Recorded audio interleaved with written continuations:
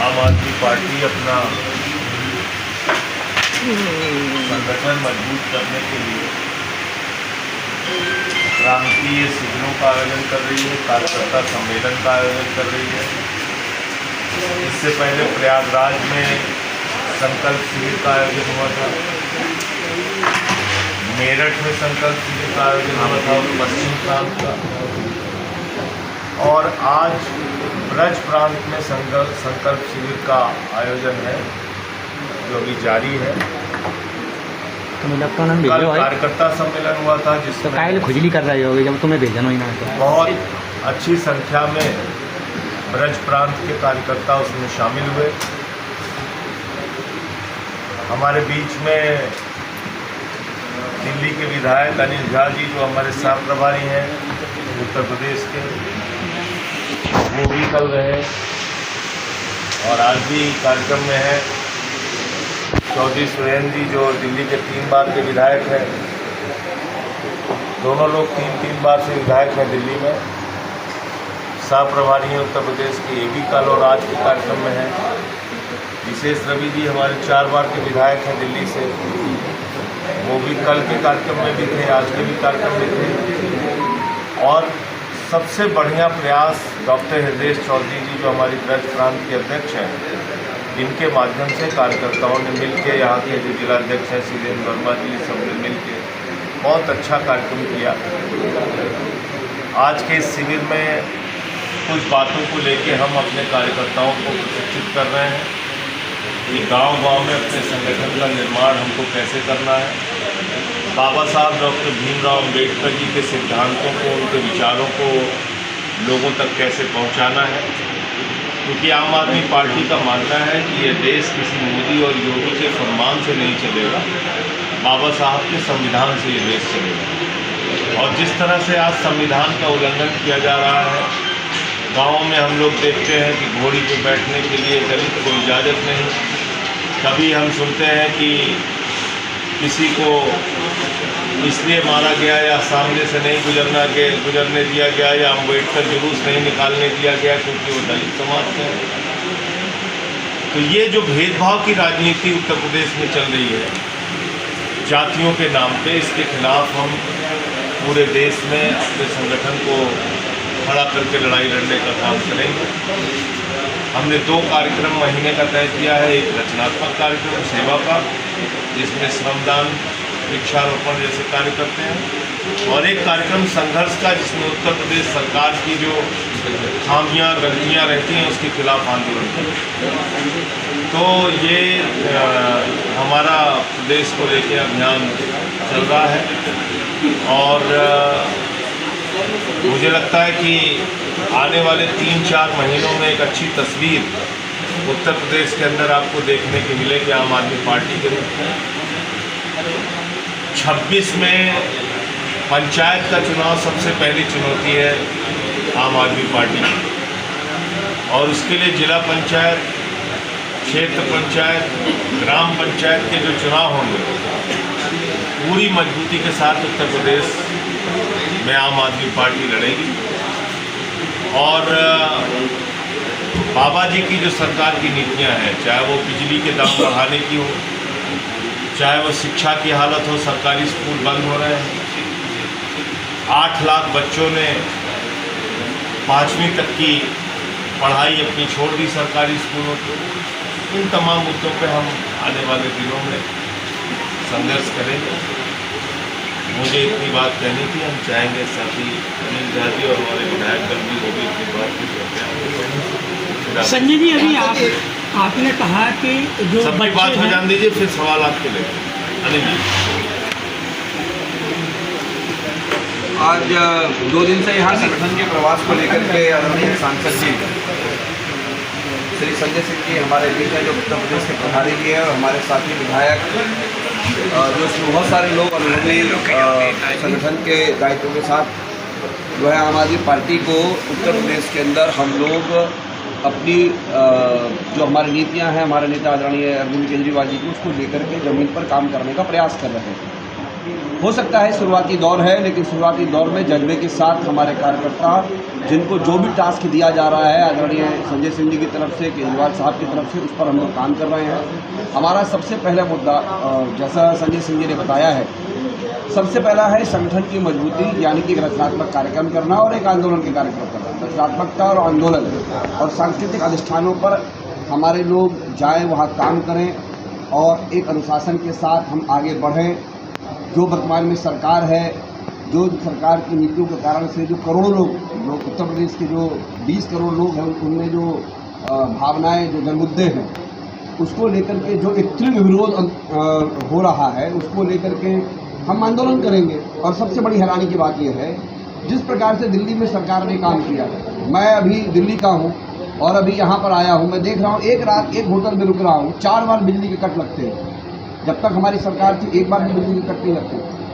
देश में सबसे सस्ती बिजली अगर कहीं मिलती है तो अरविंद केजरीवाल के शासनकाल में मिलती रही, और उत्तर प्रदेश में जो हमको जानकारी मिल रही है उसमें 30% बिजली के दाम बढ़ने जा रहे हैं। अब एक एग्रीकल्चर स्टेट को अगर आप 30% बिजली किसानों को देंगे, दलितों को देंगे, माइनॉरिटीज़ को देंगे, जहाँ पर हैप्पीनेस का इंडेक्स 105 से जाकर के नीचे गिर गया है, लोग यहाँ खुश नहीं हैं, जबकि जो सत्ताधारी दल है वो कहता है कि हमारा बड़ा सुशासकीय शासन है। जबकि ये आंकड़ा देखने में आया है कि यहाँ पर वर्ग संघर्ष की स्थिति पैदा हो गई है, वर्गों में विभक्तता पैदा हो गई है। आखिर ये किस कारण से हो रहा है? वो इस कारण से हो रहा है, लोगों में जो निराशा सरकार के प्रति बढ़ रही है, उसको लेकर के हमारा संगठन उत्तर प्रदेश के बीच में काम कर रहा है। और आप, हमें आशा ही नहीं, अपेक्षा, बिल्कुल अपेक्षा, और आपके मैं यहाँ विश्वास के साथ कह रहा हूँ, जिस प्रकार से 2010 और 11 में लोग दिल्ली में हमारी पार्टी का मजाक उड़ा रहे थे ना, उत्तर प्रदेश में जो लोग हंसी ठट्ठा कर रहे हैं, आप देखिएगा 2-4 साल के बाद वो लोग लाइन लगा के खड़े होंगे कि साहब हम आम आदमी पार्टी के साथ काम करना चाहते हैं। और अच्छे लोग भी खड़े होंगे। मैं देखता हूँ संजय सिंह के साथ अच्छे उद्योगपति, अच्छे किसान नेता, अच्छे सामाजिक संरचना में काम करने वाले लोग, दलितों के काम करने वाले लोग, कई सारी NGO के लोग हमारे साथ जुड़ने को तैयार है। और हम एक व्यापक दृष्टिकोण को ध्यान में रखते हुए उत्तर प्रदेश के तरक्की को लेकर के, विकास को लेकर के, यहाँ पर लोगों की जो है उनके अंदर एक खुशी हो, उनके अंदर एक प्रगति का वातावरण बने कि हमारा क्षेत्र और अच्छी प्रगति कर सकता है, उसको लेकर के हम काम करेंगे। बहुत बहुत धन्यवाद। चौधरी सुरेंद्र। आज उत्तर प्रदेश की जो चुनाव की तरीका को लेते हुए जब ये जिला पंचायत चुनाव होने हैं, उसकी तैयारी के लिए आज नहीं हमारे प्रदेश के प्रभारी हैं और देश की विपक्षी भूमिका को निभाने वाले तो आदरणीय संजय सिंह जी अपनी बात को उठाते हैं, उत्तर प्रदेश की तमाम चीज़ों पर बात रखते हैं। दलित के खिलाफ जो हो रहे अत्याचार को, मुस्लिम समाज के, इस प्रदेश की गरीबी के लिए और तमाम पूरे देश के लोगों के जो आवाज़ उठाने का काम कर रहे हैं। आज प्रदेश की जनता, देश की जनता चाहती है कि निश्चित तौर से आम आदमी पार्टी की जिला पंचायत में हमारे जिला पंचायत सदस्य जीते, चेयरमैन जीते। उसको लेते हुए 2021 में भी हमारा अच्छा एक रिजल्ट था। आदरणीय संजय सिंह जी के साथ जब हम लोगों ने काम किया, उनके साथ मिलकर, तो निश्चित तौर से हमने 200 से ऊपर हमने अपने जिला पंचायत सदस्य जिताने का काम किया है। उससे आगे हमने ब्लॉक के भी, अपने नगर निगम के भी बहुत सारे हमारे सदस्य जीते, तो उसे अच्छा रिजल्ट देने का काम किया जाएगा। क्योंकि आम आदमी पार्टी जाति, धर्म, मजहब से उठकर बात करती है, ना कोई दल की बात करती है, ना धर्म की बात करती है और ना ही कभी जाति की बात करती है। आम आदमी पार्टी कहती है हम विकास करना चाहते हैं। हम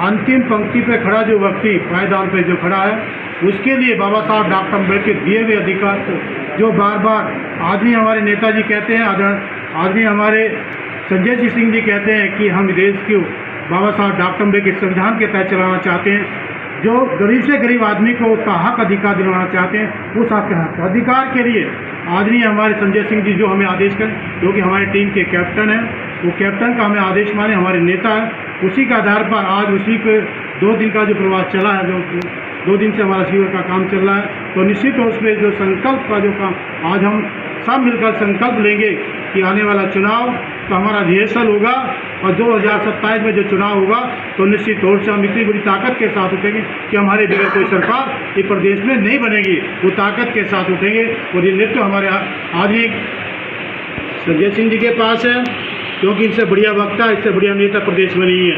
क्योंकि मोदी जी और योगी जी आप देखना चाहते हैं, जब से 8 साल से लगातार भारतीय जनता पार्टी की जो सरकार बनी है, उन्होंने आपस में जाति वर्ग पैदा कर दिया है, जातियों को निश्चित तौर से शोषण करना कर दिया है। तो ऐसी सरकार को इस बार 85% के लोग ये बात को कहना चाहते हैं कि इस बार हम जरूर मोदी और योगी की सरकार को उखाड़ फेंकेंगे। उसी के तहत हम सब आम आदमी पार्टी के कार्यकर्ता को हम घर घर, गांव गांव, मोहल्ले मोहल्ले, शहर शहर जाने का काम करेंगे, जिससे कि हम मजबूती के साथ अगला चुनाव लड़ेंगे। और ये रिहर्सल होगा और अगला चुनाव हमारा निश्चित तौर से आम आदमी पार्टी को सरकार बनाने में या तो हमारी भागीदारी होगी या हम सब लोग बनाने का काम करेंगे। वो चाबी सिर्फ आम आदमी पार्टी के पास होगी। आप बोल रहे हैं विशेष कभी जी अरे रुक यार, एक बार तो मेरा थोड़ा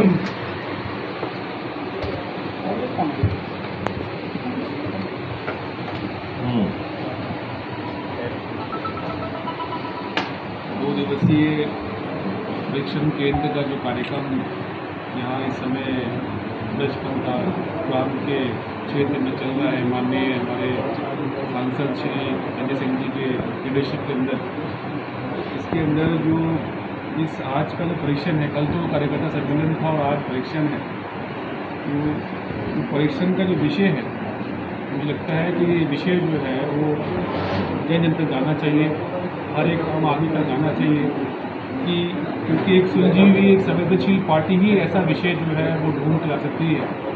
इस परीक्षण का जो विषय है वो सेवा और संघर्ष है। सेवा जो हमें झुकना सिखाती है, सेवा जो हमारे अंदर सहनशीलता लाती है, सेवा जो हमारे अंदर विनम्रता पैदा करती है, एक ऐसा विषय है। और दूसरा विषय संघर्ष का है। संघर्ष का एक बहुत बड़ा मतलब है, आप जानते हैं, आप समझते हैं, लोग अपनी समस्याओं से परेशान हैं, लोग आसपास हो रहे गलत चीज़ों से परेशान हैं, लेकिन उनके पास कोई माध्यम नहीं है, उनको पता नहीं है कि किसके पास जाना है।